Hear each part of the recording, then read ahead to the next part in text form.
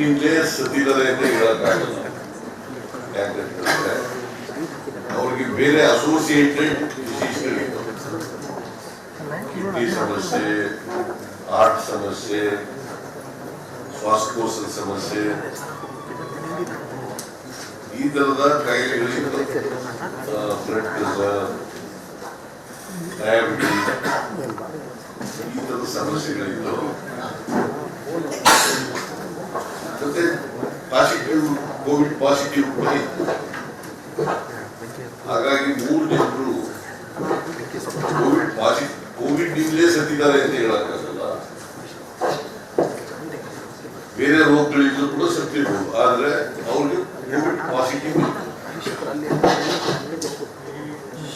ಅದಕ್ಕೋಸ್ಕರ ಈಗಾಗಲೇ ನಮ್ಮ ಮೀಟಿಂಗ್ ಮಾಡಿದ್ದು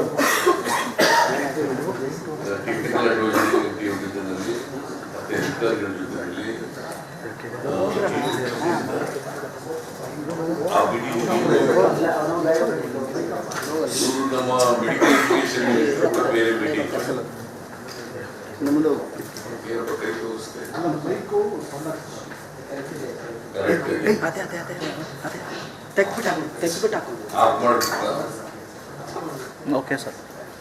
ಕೇಳಿಸ್ತಾ ಇಲ್ವಾ?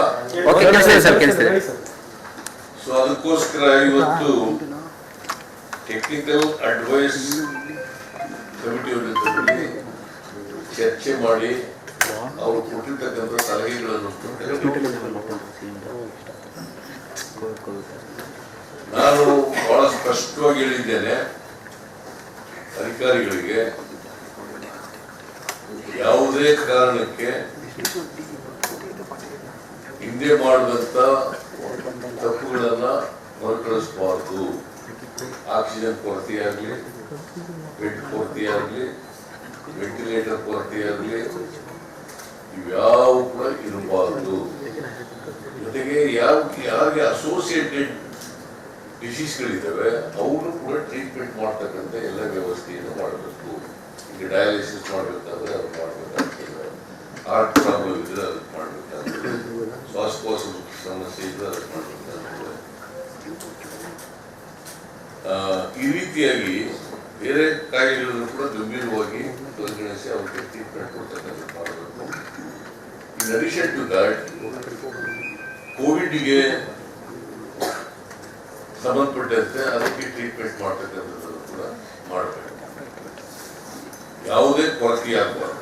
ವೆಂಟಿಲೇಟರ್ ಕೊರತೆ ಆಗಬಾರ್ದು, ಬೆಡ್ಗಳ ಕೊರತೆ ಆಗಬಾರ್ದು,